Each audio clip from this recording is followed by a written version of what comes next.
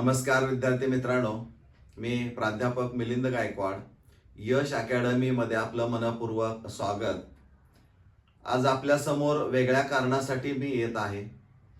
11वी चे वर्ग नियमित सुरू होण्यास खूप कालावधी आहे आणि मग मी असं ठरवलं की जे विद्यार्थी विज्ञान शाखेकडे प्रवेश घेऊ इच्छित आहेत, ज्यांना भविष्यामध्ये इंजिनिअरिंग किंवा मेडिकल फील्डमध्ये आपलं करिअर करायचं आहे किंवा ॲग्रिकल्चरमध्ये आपलं करिअर करायचं आहे, अशा विद्यार्थ्यांनी विज्ञान शाखा निवडणं गरजेचं असणार आहे.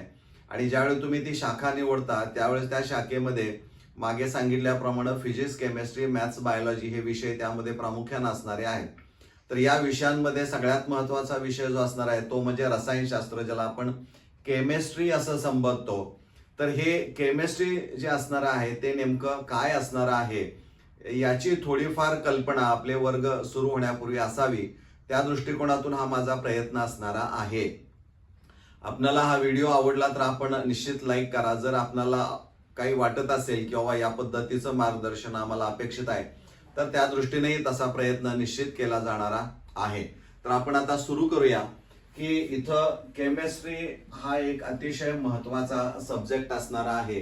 तो साधारणपणे 100 गुणांचा असणारा आहे आणि या 100 गुणांमध्ये 70 गुण थेअरीचे आणि 30 गुण प्रॅक्टिकलचे असणार आहेत. म्हणजे 100 मार्क्स जे असणारे आहेत ते 70 मार्क्स हे एकच पेपर असणारा आहे, तो 3 तासाचा 70 मार्काचा असणार आहे कंपल्सरी, आणि 30 मार्काचं प्रॅक्टिकल जे असणार आहे ते 3 तासासाठी असणार आहे. म्हणजे हे आपल्यालाही माहीत असणं आवश्यक असणार आहे. It is part and parcel of life. म्हणजे असं कोणतंही क्षेत्र नाही की ज्या ठिकाणी केमिस्ट्री नाही. म्हणजे जिथं तुम्ही हात लावाल त्या ठिकाणी केमिस्ट्री सुरू होते, एवढं आपण लक्षात ठेवा. म्हणजे जे आपण अन्न खातो किंवा आपण जे कपडे घालतो ते सगळं काही जे असणार आहे, किंवा सकाळी उठल्यानंतर जे पहिल्यांदा तुम्ही टूथपेस्ट घेता त्या टूथपेस्टमध्ये नेमकं काय असणार आहे की ज्याचा उपयोग तुम्हाला, म्हणजे ते रसायनशास्त्राचा भाग आहे.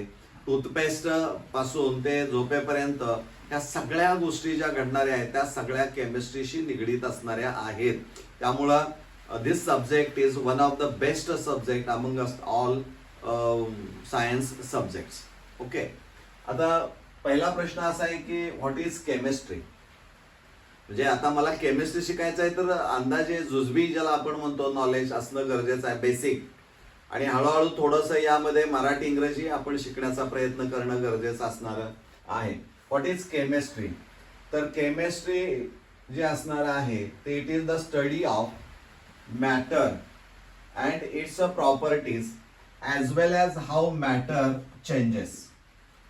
म्हणजे हा इथं जो अभ्यास केला जातोय तो मॅटरचा आणि त्याच्या प्रॉपर्टीज ज्या असणार आहेत त्या फिजिकल प्रॉपर्टीज असतील किंवा केमिकल प्रॉपर्टीज असणार आहेत. म्हणजे भौतिक गुणधर्म असतील किंवा रासायनिक गुणधर्म असणारे आहेत, आणि ते कसे बदलले जातात, एका मॅटरचं दुसऱ्या मॅटरमध्ये कसं रूपांतर होतं, हा बदल कशा पद्धतीनं होतो, याचा सगळा अभ्यास हा केमिस्ट्रीमध्ये अभ्यासला जातो. आता उदाहरणार्थ आपण असं घेतलं की इथं सॉलिड आहे, हे एक मॅटर आहे. मॅटर म्हणजे काय असणार आहे, anything that has mass and takes up space or occupies space. म्हणजे जे विश्व असणार आहे त्या विश्वातला हा भाग तुम्ही डोळ्यासमोर ठेवला तर विश्वातला एवढा भाग याने ऑक्युपाय केलेला असणार आहे, त्यामुळे याला आपण म्हणतो मॅटर. परंतु मॅटरचे अनेक वेगळे प्रकार आपल्याला पाहायला मिळत आहेत. त्यापैकी पहिला असणार आहे सॉलिड, घनरूप आपण ज्याला म्हणतो. यामध्ये नेमकं काय असणार आहे तर त्यामध्ये ॲटम्स, आयन्स जे काही मॉलिक्युल्स असणारे आहेत ते एकमेकाला घट्ट असे बांधले जाणार आहेत. म्हणजे या दोन ॲटम्सच्या मधला कोणत्याही फोर्स ऑफ अट्रॅक्शन जो असणार आहे तो बांधण्याची जी ताकद असणार आहे ती जास्त असणार आहे. त्यामुळे सॉलिड जो असतो तो रिजिड स्ट्रक्चर असतं. म्हणजे it has a definite shape and definite volume. म्हणजे फोर्स ऑफ अट्रॅक्शन दोन ॲटम्स, आयन्स, मॉलिक्युल्स मधले इतकं स्ट्रॉंग असतं की त्यामुळे त्याला निश्चित स्वरूपाचा आकार आणि व्हॉल्यूम हा आपल्याला प्राप्त झालेला पाहायला मिळतो. परंतु असं सॉलिड जर हीट केलं तर ते वितळतं. म्हणजे solid on melting is converted into liquid. द्रव रूपामध्ये इथं रूपांतर झालेलं आपल्याला पाहायला मिळेल. आणि द्रव रूपामध्ये काय होतं लक्षात घ्या की साधारणपणे यांच्यामधला जो ऍटम्स आयन्स असणारे आहेत they R not so strongly bound by force of attraction. म्हणजे इथं जे रिजिड स्ट्रक्चर असतं ते एकमेकापासून थोडेसे वेगळे होऊ लागतात. ऍटम्स आयन्स मॉलिक्युल्स आणि वेगळे होतात त्यामुळे ते द्रव रूपामध्ये आपल्याला हे दिसतात. म्हणजे या दोन ऍटमच्या मधला फोर्स ऑफ अट्रॅक्शन हा फार कमीही नसतो आणि फार जास्त स्ट्रॉंग पण नसतो. त्या दोन्हीच्या मधला तो असणार आहे ती अवस्था म्हणजे द्रवरूप म्हणजे लिक्विड असणार आहे. आता या लिक्विडला जर आपण उष्णता दिली तर त्याचं वेपर मध्ये रूपांतर होतं म्हणजे वेपोरायझेशन. वाफेत रूपांतर होतं. त्यावेळी मात्र जी अवस्था निर्माण होते ती गॅसियस स्टेट असणारी आहे. आणि गॅस स्टेट मध्ये मात्र तुमच्या लक्षामध्ये येईल की जे दोन ऍटम्स आयन्स असणार आहेत they are far away from each other because there is no they are loosely held. There is no force of attraction between these atoms. त्यामुळं इथं लूजली ऑक्युपाय केले जातात. म्हणजे या तिन्हीमधला महत्वाचा फरक काय बा, सॉलिड जर असेल तर डेफिनेट शेप असेल, डेफिनेट व्हॉल्यूम असणार आहे. लिक्विडच्या बाबतीमध्ये डेफिनेट व्हॉल्यूम असेल पण नो डेफिनेट शेप. म्हणजे इथं कोणत्याही भांड्यामध्ये जर तुम्ही ठेवलं लिक्विड तर त्या पद्धतीचा आकार ते आपल्याला दाखवतं आणि त्यामुळं यामध्ये निश्चित स्वरूपाचा व्हॉल्यूम असणार आहे परंतु आकार असू शकत नाही. त्याचं व्हेपोरायझेशन केलं, याला उष्णता दिल्यानंतर वाफेमध्ये रूपांतर होणार आहे म्हणजे गॅस मॉलिक्युल्स कन्व्हर्ट होतात. त्यामुळं हे जे गॅस मॉलिक्युल्स असणार आहेत ज्या भांड्यामध्ये तुम्ही ठेवाल त्याचा आकार त्याला प्राप्त होतो. याचा व्हॉल्यूम निश्चित असणार नाही, आकार निश्चित असणार नाही. म्हणजे it has a no definite shape and no definite volume.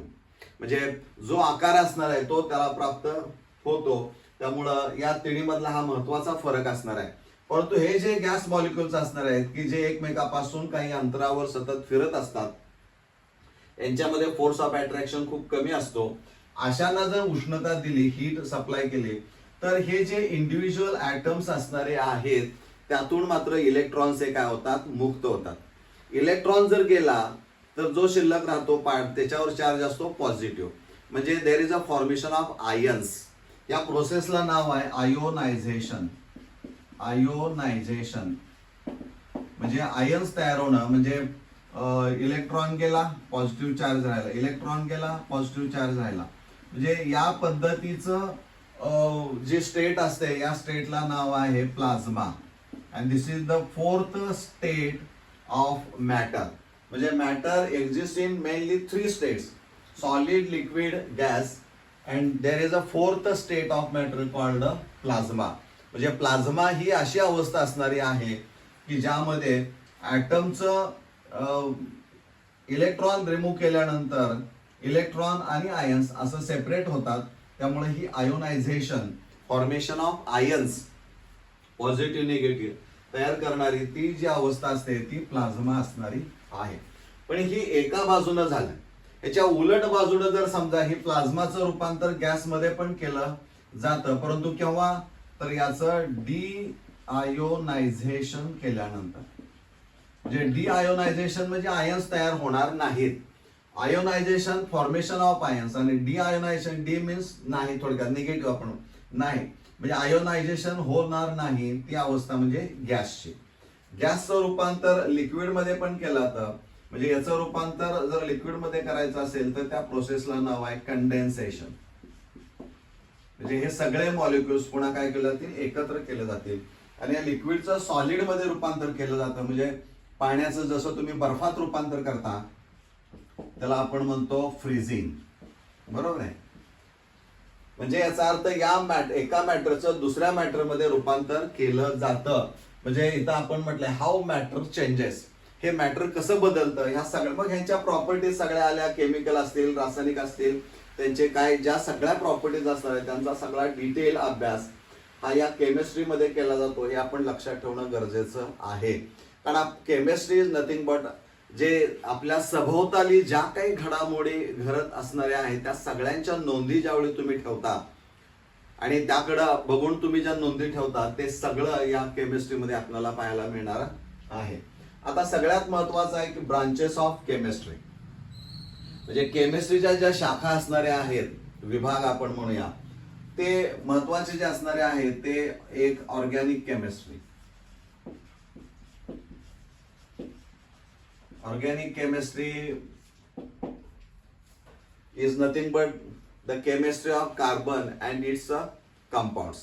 म्हणजे असं हे या क्षेत्रामध्ये अभ्यास, या ऑर्गॅनिक केमिस्ट्रीमध्ये असा अभ्यास केला जातो की ज्यामध्ये कार्बन आणि हायड्रोजन बॉन्ड हा प्रामुख्याने पाहायला मिळतो, CH बॉन्ड.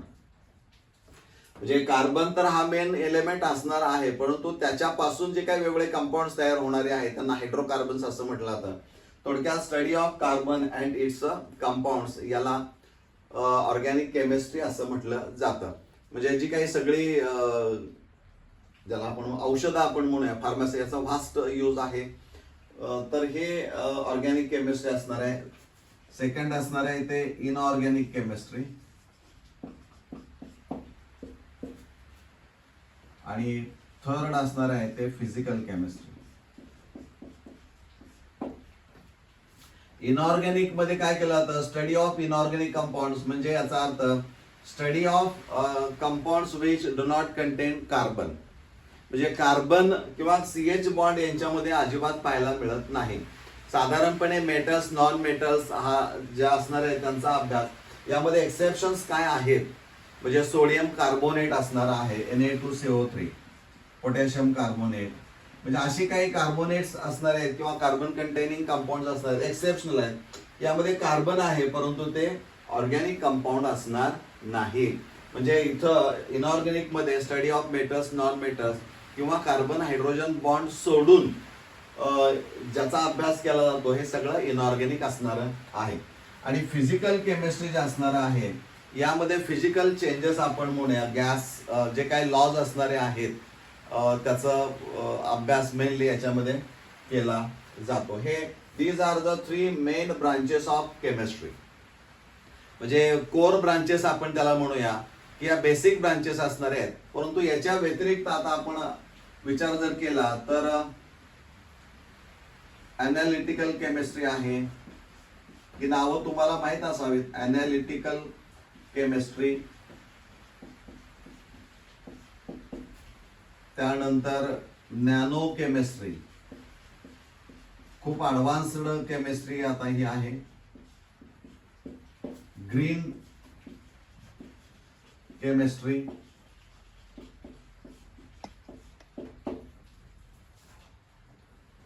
त्यानंतर असणार आहे जिओ केमिस्ट्री,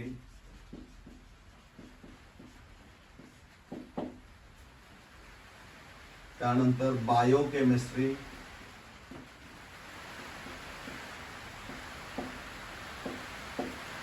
पॉलिमर केमिस्ट्री, जे कपडे यामध्ये तयार केले जातात.